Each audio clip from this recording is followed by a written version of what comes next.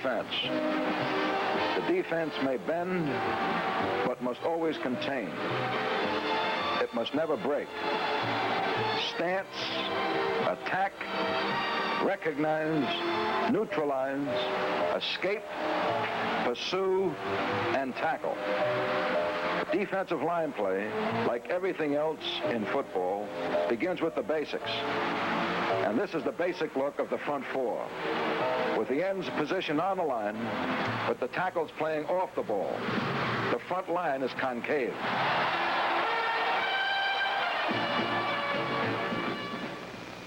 We play our defensive tackles off the ball approximately 18 inches.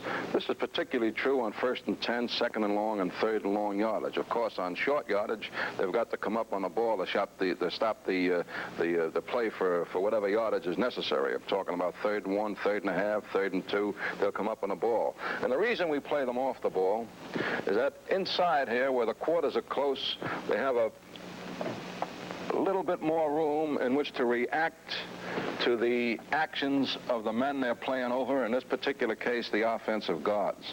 Also, another reason is that by being off the ball, they make it more difficult for the center, for example, to get a good block upon the middle linebacker. For example, on an inside charge here, with the quarterback key and the fullback, with an inside charge by this man, the middle linebacker, if the fullback goes to this side, comes right off his tail into this hole. It's almost an impossible block for the middle linebacker, for the center to make on the middle linebacker in that particular case. And the same thing is true on the opposite side, with an inside charge here, with the fullback coming to the weak side. If that's the middleman's key, he comes off the tail of this particular defensive tackle, again making it most difficult for the center to get to the middle linebacker. The defensive ends are positioned up on the line, about on the outside shoulder of the offensive tackles, in order to gain contact with those tackles as quickly as possible. And here's how that front line looks in a game. The ends are on the line.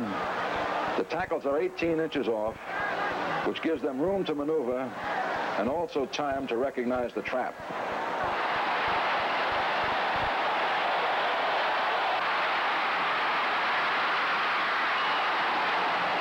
And now let's go on to the fundamentals and technique of defensive line play. Once again, it all begins with stance. The stance of all defensive linemen is the three-point, but less of a sprinter stance than that of the offensive lineman. The defensive man also has more weight on his hand, because although the offensive man may have to pull, the defensive man's first move is usually straight ahead, or at the most, at a slight angle. On the initial charge, as the defensive lineman is head up, drives out of that stance, he must keep his feet under him and moving. All of the power of his charge starts with his legs. Against running play blocks and on his initial charge, the defensive lineman must control the offensive man. To break that man's charge and then move him, he must first raise him. And to do this, the defensive lineman employs a shoulder and forearm charge. Defensive linemen who are exceptionally strong in the arms and in the hands may use a hand charge. However, in the shoulder and forearm charge, the arm, fist gripped, is brought forward from the set position, and as a defensive lineman hits, he lifts. The offensive blocker's chest will be the target, and on contact, the defensive man gets that forearm across and underneath, and then lifts. The shoulder and forearm used depends upon the lineman's responsibility. If the lineman's responsibility is to his left, he uses his right shoulder and forearm, leaving his left arm free in case the back is already into that hole. If his responsibility is to his right, he leads with his right foot and uses his left shoulder and forearm. This leaves his right arm free. As soon as the defensive man has broken the offensive man's initial charge, and as soon as he has raised his opponent, the defensive man's hands are brought into play because he must immediately shed his man. If the pressure on the defensive man is from his right, for example, with the Y end driving down, he must fight out into that pressure.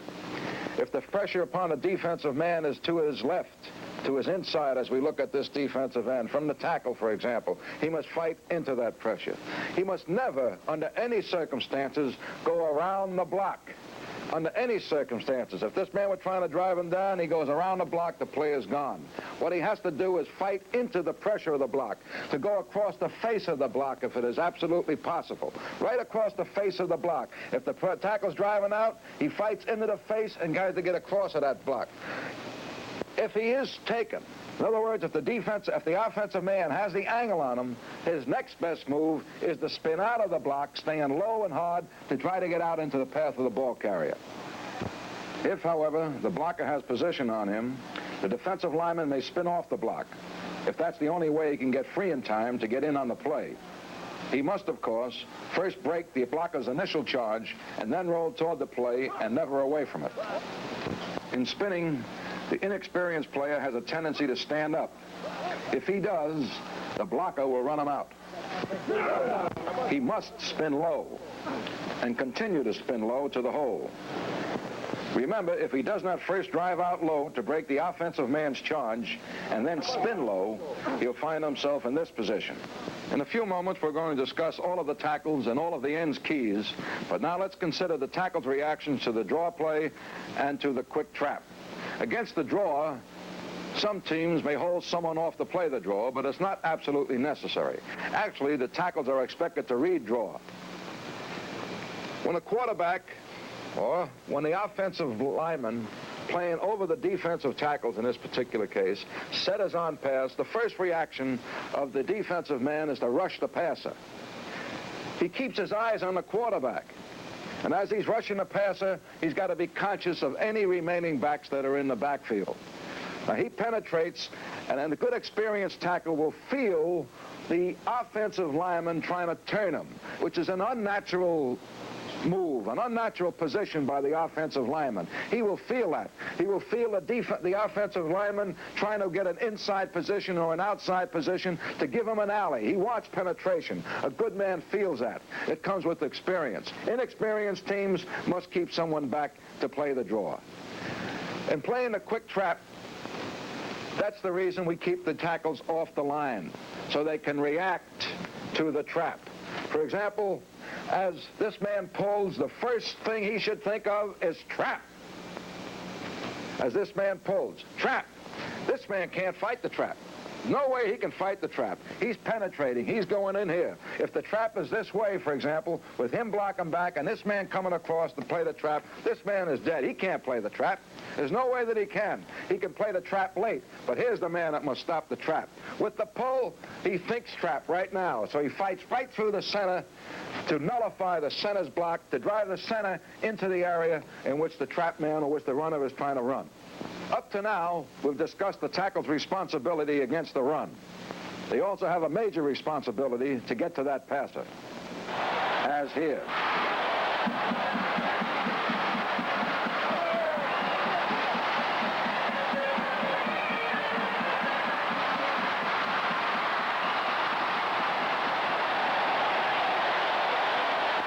That is why in a passing situation, the defensive tackles move up on the ball rather than stay the 18 inches off it. Defensive tackles on the pass rush have a much smaller area in which to defeat their blockers than do the defensive ends. So they must beat them on the line of scrimmage, or as close to it as possible. In defeating that man, once contact is made, feet and hands are 90% of the battle. Other things being equal, the man who moves his feet most effectively will win this battle. Watch the feet. On the pass rush, it is most important for all of the defensive linemen to move on the snap of the ball so that, when possible, they can beat the offensive men to their pass set.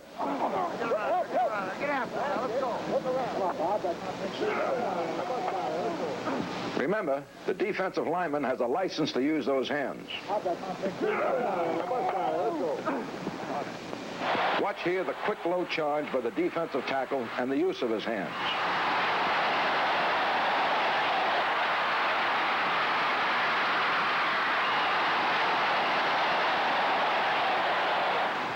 The stance of the defensive end is slightly narrower, more of a sprinter stance than that of the defensive tackle.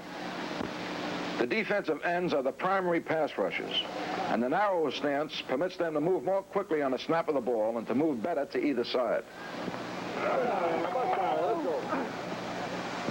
The end should remember that when the tackle opposite him sets the pass block, he must concentrate on that tackle, on that initial charge. Then he immediately looks at the quarterback as his legs, feet, hands, and head get him there.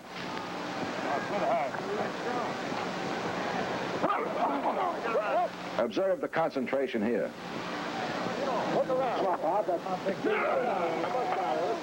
And observe once more how the defensive man uses those hands.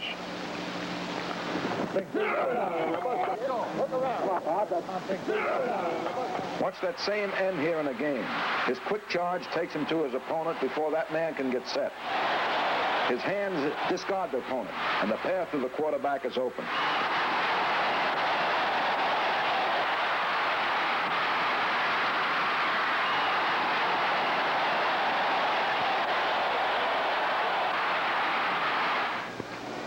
A defensive lineman must never become stereotyped in his rush. However, one perfected move with a counter is all he will need to go with such change-ups as blitzes and twists. Up to now, we have seen the defensive end only in an outside rush. Let's look at an inside move and analyze it.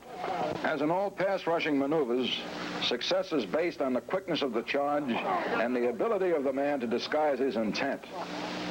In slow motion, watch how the rusher makes a hard charge to the outside to set up the blocker for the inside move.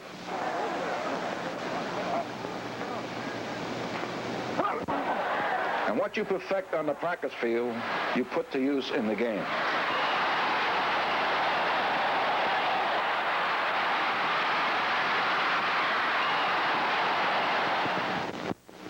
The successful pass rush is dependent upon, 1, anticipation and quick recognition of a pass.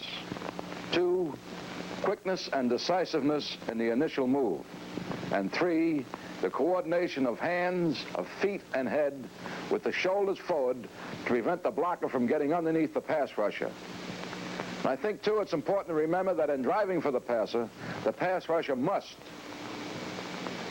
keep his eyes on the passer. Squeeze the passer's area of operation. Force him closer to another pass rusher. 4, do not give him time to find a secondary receiver. 5, force him out of his roost, out of the pocket, in other words, and force him to throw on the move or force him to run. And I think, of course, it's very important that if you have not reached the passer, if you can't get to him, get your hands up. Get your hands up as he starts to throw, to force the elevation of the ball, to force the elevation of the ball higher. To bat the ball down or make him pull it down and run with it. In other words, make that passer lose confidence in his pass protection. Demoralize him and his team with him.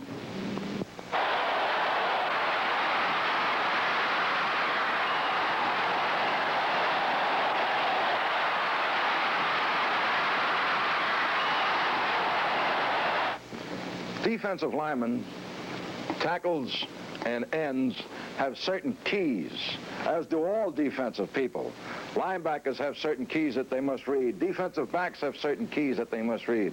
The defensive linemen, for example, the tackles, their key, as for the defensive end, when their man sets for a pass, they know right now it's pass. So they make their initial move against the offensive people and then look to the quarterback.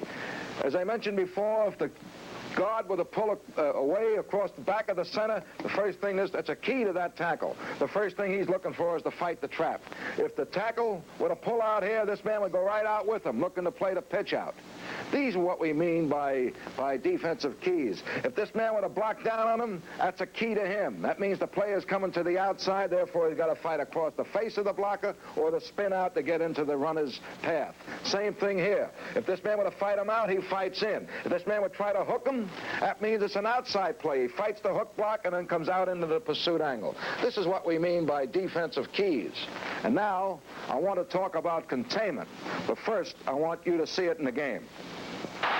Watch those ends, 82 and 87, as they keep that quarterback from getting outside the contain area and force him into the heavy going.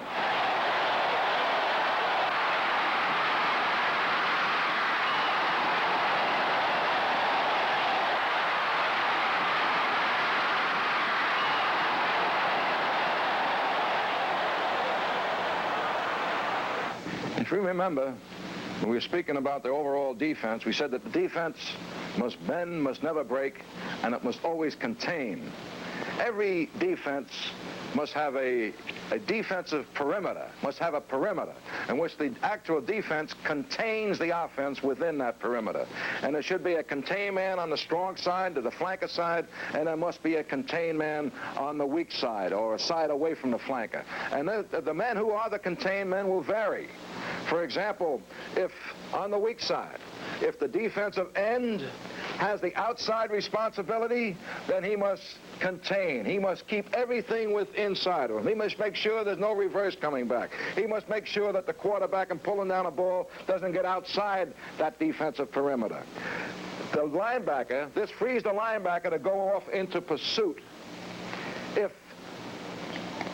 the defensive linebacker is the contain man, that leaves the end to go off into pursuit. Now he has to sit here either outside, somewhere in some area, so he can contain the offensive team within that.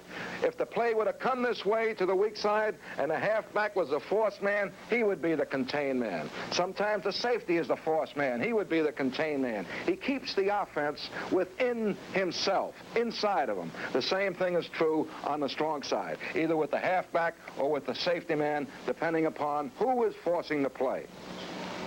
And now let's go to another board and another facet of defensive line play.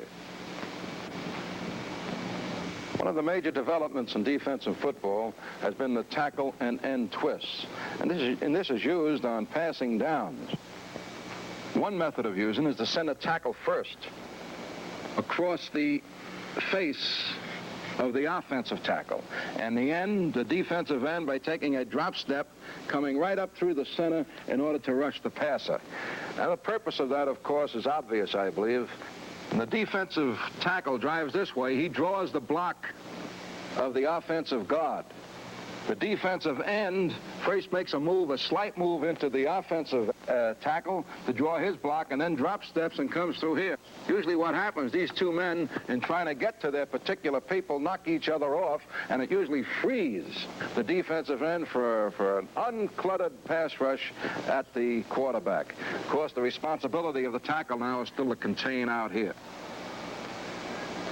On the practice field, let's watch the twist with the defensive tackle, 73 in white, going first, and the end 87 in white, cutting behind him.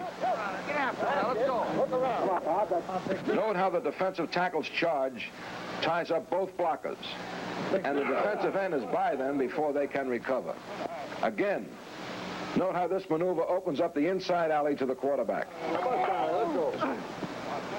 Another version of the tackle and end twist is this time to send the defensive end first rather than the defensive tackle. This time, the defensive end comes across the inside shoulder of the offensive guard, and the tackle takes a drop step, first attempting to draw the block of the guard, then taking a drop step and rushing the passer from this area. This can be very, very disconcerting to blockers. There's only one way to combat this, really, and they have to be well versed in recognizing this and recognize this particular stunt so that they can leave them go and then block more or less areas in here on both sides. In other words, what they do is actually switch assignments. On the practice field again, but this time the defensive end, 87 in white, charges across the face of the tackle toward the guard. And the defensive tackle, number 73 in white, cuts behind him.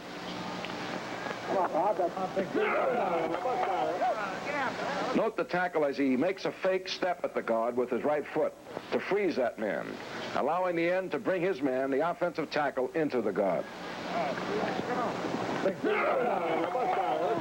Here we have a double twist, with both ends going first and the tackles cutting behind them. Note how the blocking breaks down, proving how disconcerting the twist can be.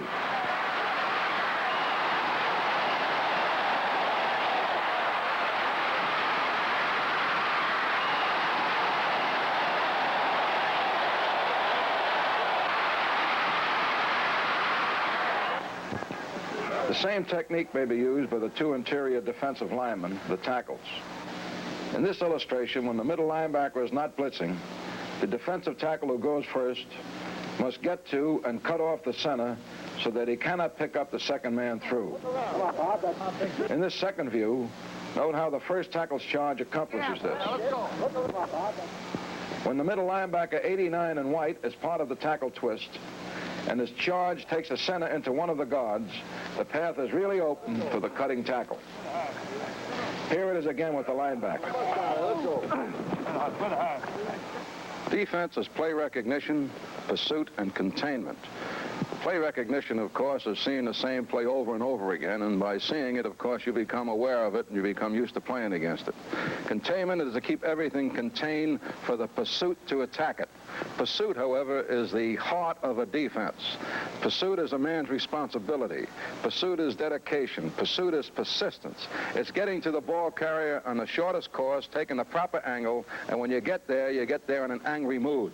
For example, on a play that's going wide to this side, the first responsibility of the defensive end on that side is to fight the block and then come out on a flat angle, trying to keep that play inside. The contained man now, of course, is the halfback. He's going to drive everything back. This man, depending upon his responsibility, this man first, as he strikes his blow and he sees the play develop, he comes out on this angle. The next man over, which is the defensive tackle, as he strikes his blow, he comes out in a pursuit angle here. These two men, one of whom must be the contained man. And of course, that is made up beforehand, who is the contained. If the defensive end is the contained, he will contain the play so no reverses, the quarterback can't roll out, and this becomes the last pursuit man, and he will pursue in this angle. If the linebacker is the contained man, then he will contain. And the defensive end, as he strikes his blow, will come out in this angle on a pursuit angle. This man drives it back in the pursuit angle, or the pursuit people pick it off. And of course, you always have this man who is more or less free. For example, on an inside charge and a play started this way, he would hit this hole. If the play started the other way, of course, he would hit this hole. He is not in the pursuit as much as the defensive linemen are. Here in the game, you can see the effectiveness of pursuit. Pursuit is every man's responsibility, and that responsibility does not end until the play is stopped, until that whistle blows. And when that whistle blows, and that pursuit has been good, you can count your colors. The end of all defensive effort against every running play and every completed pass is, of course, the tackle. As the offensive lineman is taught to drive through his opponent with his block, the defensive man must learn to drive through the ball carrier with his tackle. Tackling begins with the basic football position. Feet spread, eyes on the opponent. The tackle must drive through the opponent, feet pumping, and lift.